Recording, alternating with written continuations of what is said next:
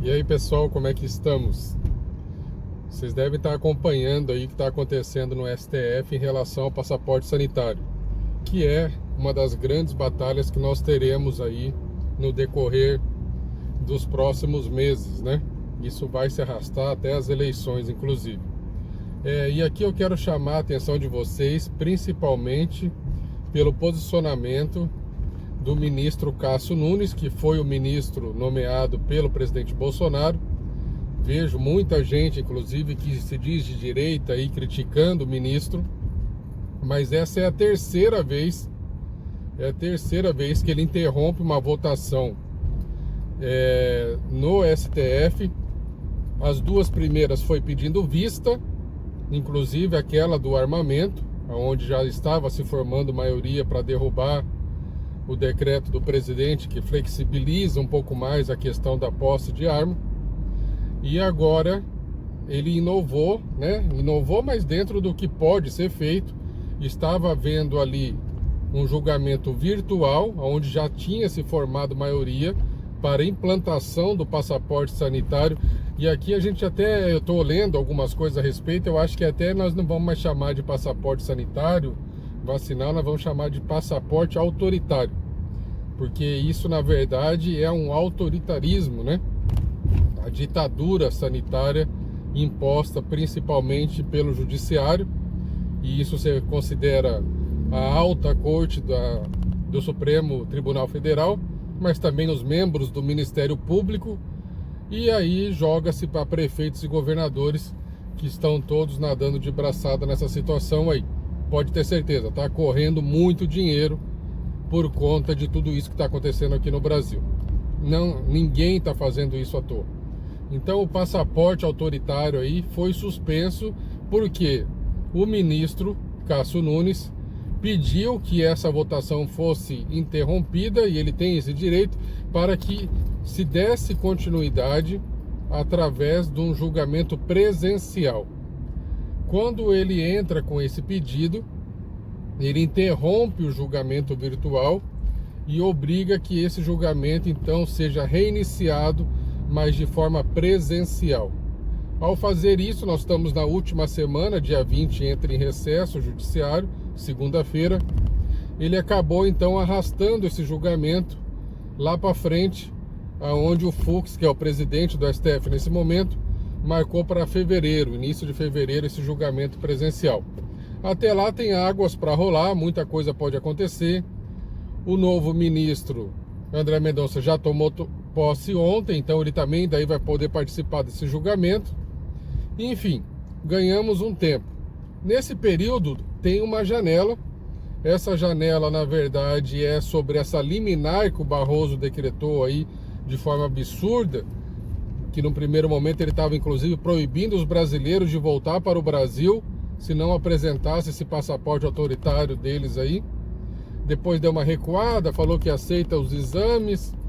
É um absurdo, né? Nós estamos vivendo um momento assim que não existe mais Constituição no país. Existe o que esses caras querem que aconteça no país. E aí ele voltou um pouco atrás, mas de todo modo as fronteiras estão complicadas. Nós estamos agora indo para um momento que seria um momento de turismo. Quem está no sul do país como eu, ou quem está no litoral, sabe o tanto que é importante a presença de turista para que a economia gire, para que a economia aqueça, né? Supere parte das perdas que foram absurdas nos momentos de lockdown declarado por prefeitos e governadores. E agora essa situação aí acaba impedindo, de certa forma, o fluxo de turismo. Então, tudo isso agora foi arrastado para fevereiro. Existe aí uma situação de lacuna, o que vai ser feito da parte do governo federal, porque o governo federal teria que decretar aí e publicar um novo decreto no qual exigiria essas coisas que estavam sendo impostas pelo STF, principalmente pela liminar do Barroso, mas não existe um julgamento então definitivo sobre isso.